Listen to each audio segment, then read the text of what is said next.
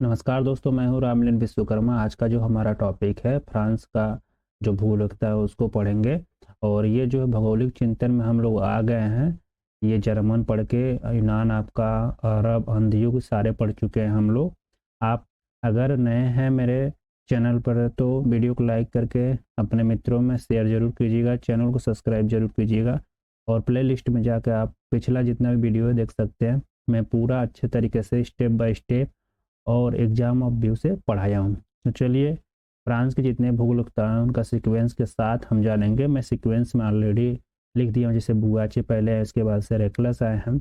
ये quotation exam में बहुत बार पूछा गया है। कहीं कोई अनिवार्यता नहीं, सर्वन संभावनाएं हैं। किसने कहा था? फेब्रे। याद रखिएगा, बहुत बार एग्जाम में आया, किसी भी एग्जाम में ये बार बार पूछा गया।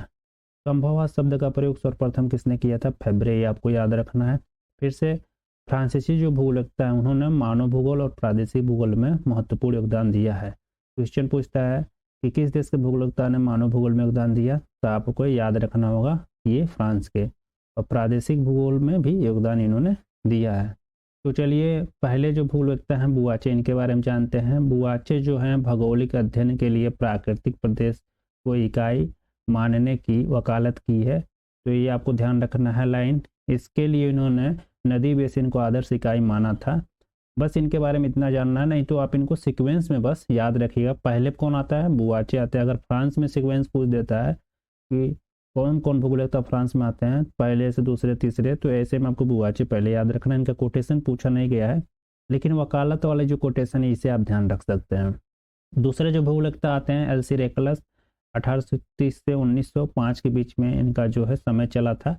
और रीटर का जो है अनुयायी थे, याद रखिएगा, बहुत उनको मानते थे। चलिए इनके बारे में कुछ जान लेते हैं। मानव को पर्यावरण की उपज नहीं बल्कि महत्वपूर्ण अंग बतलाया था। किसने? रेकलस ने। ये आपको कोटेशन ध्यान रखना है। फिर से इन्होंने मानव पर्यावरण संबंधों का वैज्ञानिक ढंग से व्याख्या की, ये आपको ध्यान रखना है। साथ ही इनकी कुछ रचनाएं हैं। ला टेरी, जिसे हम भौतिक भूगोल कहते हैं, और विश्व का नवीन भूगोल, ये आपको ध्यान रखना है। ये तीसरे भूगोलकता ब्लाडी लाप्लास आते हैं, मानव भूगोल के संस्थापक हैं। ये बार बार एग्जाम में क्वेश्चन पूछा गया। संभववाद की विचारधारा शब्द का जन्मदाता माने जाते हैं, ये आपको ध्यान रखना है। संभववाद शब्द का प्रयोग फेब्रे ने किया, ये आपको अपने दिमाग में बैठा कर रखना है। लेकिन संभववाद की विचारधारा शब्द जब आए तो ये होगा आपके ब्लाडी लाप्लास महोदय। और साथ ही एनानास डी जियोग्राफी नामक पत्रिका की स्थापना की, ये आपको पत्रिका याद रखना, एग्जाम में पूछा गया है।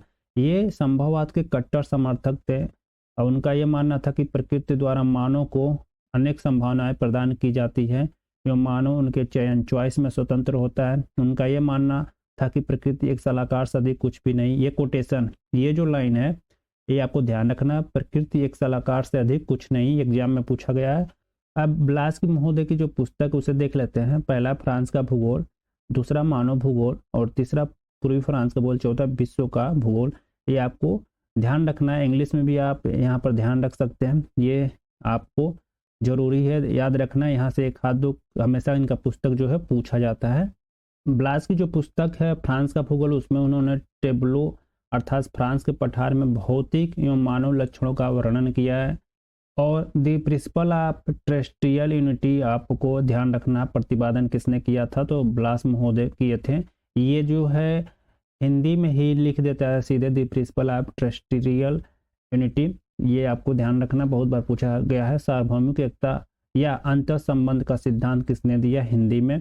अब अगला पॉइंट ये पूछा नहीं गया तो इसको जानने की कोई विशेष आवश्यकता नहीं, आप लोग इसे ध्यान रख सकते हैं अगर रखना है, नोट्स बना रहे हैं।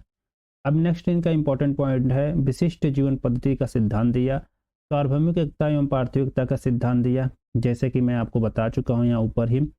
और साथ ही इनका कोटेशन था कि मानते थे प्राकृतिक भूदृश्य के विकास पर सांस्कृतिक भूदृश्य का प्रभाव पड़ता है। तो ये आप ध्यान रखिएगा।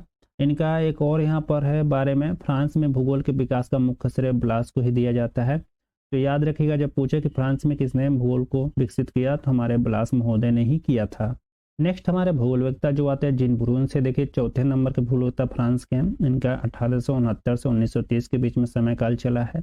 इनके बारे में कुछ विशेष जान लेते हैं। ज्योग्राफिया ह्यूमन एसआईडी क्लासिफिकेशन पॉजिटिव, इनकी पुस्तक बार बार ये वाली जो है लाइन उठा के पूछी जाती है एग्जाम में, ज्योग्राफी ह्यूमन पूरा तो नहीं देता है लेकिन इतना ही पूछ दिया जाता है, लेकिन पूरा नाम याद रखिएगा, कभी भी पूरा नाम भी एग्जामिनर पूछ सकता है। साथ ही इन्होंने मानव के आर्थिक कार्यों को विध्वंसात्मक अर्थव्यवस्था या अपहरणीय अर्थव्यवस्था रॉबर इकोनॉमी कहा। ये याद रखिएगा, कोटेशन बहुत बार एग्जाम में उठा के पूछा गया है, जिन ब्रून्स का ये कोटेशन है। साथ ही भौगोलिक अध्ययन के लिए उन्होंने 2 सिद्धांत दिए थे। पहला जो द प्रिंसिपल ऑफ एक्टिविटी और दूसरा है द प्रिंसिपल ऑफ इंटरेक्शन। ये बार बार एग्जाम में पूछे गए। हिंदी में कहा जाता है क्रियाशीलता का सिद्धांत और अन्योन्य का सिद्धांत। अन्योन्य सिद्धांत को अंतर संबंध का सिद्धांत भी कहा जाता है, ये आपको ध्यान रखना है। और इस सिद्धांत जो है इसके बारे में ब्लास से ये प्राप्त किए थे, ये जो भी डिटेल है इस सिद्धांत में। और इस सिद्धांत में मानते थे कि भौतिक और सामाजिक घटनाओं में निकट संबंध होता है, ये अन्योन्य के सिद्धांत में हो गया। और सक्रियता के सिद्धांत को हम क्रियाशीलता के भी सिद्धांत कहते हैं। इसके अंतर्गत ये भौतिक और सांस्कृतिक दृश्य निरंतर परिवर्तनशील अवस्था में रहते हैं, इसके बारे में बात की थी। तो यहाँ पर आपको यह सिद्धांत याद रखना बहुत जरूरी है। साथ ही परिवर्तन प्रकृति का नियम है, जिन ब्रून्स ने कहा था, ये बहुत बार एग्जाम में पूछा गया है, इतनी बार कि आप सोच नहीं सकते हैं। यहाँ से आपका जो है जिन ब्रून्स का जो भी डिटेल था यहाँ पर समाप्त होता है। पांचवें जो फ्रांस के भूगोलवेत्ता हैं अल्बर्ट डिमांजिया हैं। 1872 से 1940 के बीच में इनका समयकाल चला था। और ब्लास के ये शिष्य हैं, मानव भूगोल पर जोर दिया था इन्होंने। और साथ ही काफ़ी समय तक एनालास, जो ये एनालास पत्रिका है, ब्लास महोदय ने इसको स्थापित किया था। इसका संपादक रहा कौन काफ़ी समय तक? ये अल्बर्ट डिमांजिया महोदय रहे। उसके साथ ही इनकी पुस्तक जो है ये जान लेते हैं। इनकी पुस्तक बहुत बार पूछी गई, मानव भूगोल की समस्या, इंग्लिश में प्रॉब्लम ऑफ ह्यूमन ज्योग्राफी और पिकार्डी। बस इनके बारे में इतना ही याद रखना है, इससे ज़्यादा एग्जाम में पूछा नहीं जाता है। छठवें भूगोलवेत्ता जो एमुअल डी मार्टोनी जो हैं, इनके बारे में आप ध्यान रख सकते हैं, क्या क्या चीज़ें देख लेते हैं। तो ये भौतिक भूगोलवेत्ता तथा भूगर्भशास्त्र, भूभौतिक एवं जैव शास्त्र के विद्वान हैं। भौतिक भूगोल की विशेषता के लेखक हैं, ये आपको ध्यान रखना है। साथ ही मानव भूगोल एवं संभववाद के प्रबल जो है समर्थक थे, ये आपको ध्यान रखना है। और अन्य इनकी जो ग्रंथ है, रोमानिया का भौतिक भूगोल, आल्प्स और मध्य यूरोप, ये आप अपने नोट्स में लिख सकते हैं। सातवें भूगोलवेत्ता हैं ब्लैंचेट, इनके बारे में फ्रेंच आल्प्स ये बुक पूछी गई, याद रखिएगा आप लोग। और साथ ही अल्पाइन भौगोलिक संस्थान के संस्थापक थे, ये आपको ध्यान रखना है, लेकिन फ्रेंच आल्प्स अब ज़्यादा ध्यान रखिएगा।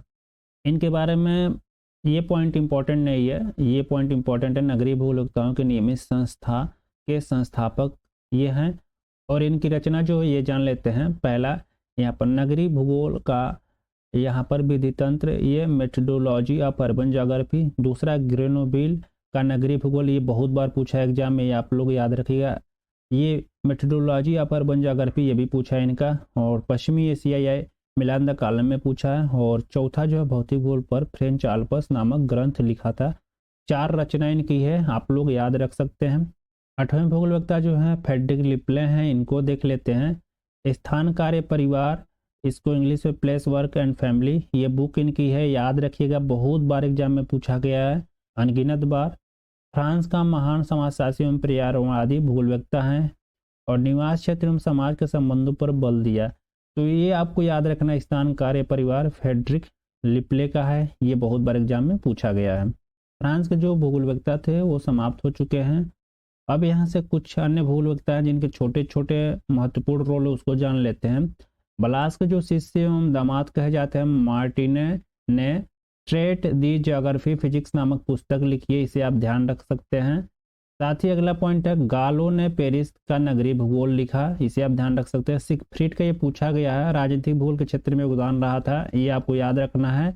और ये फ्रांस के राजनीतिक भूगोल नामक पुस्तक की रचना की थी, ये आपको सिगफ्रीड के बारे में। अंसेल ने यूरोप का राजनीतिक भूगोल की रचना की थी। डुबाई जो है औपनिवेशिक भूगोल के क्षेत्र में योगदान दिया। हार्डी है औपनिवेशिक भूगोल नामक पुस्तक की रचना की। और जीन गार्टमैन ने महानगरों के अध्ययन पर 2 पुस्तकें लिखी, पहला मेगालोपोलिस और दूसरा यूरोप के महानगरीय प्रदेशों का अध्ययन। ये आप लोगों को याद रखना बहुत इंपॉर्टेंट ये पुस्तकें हैं।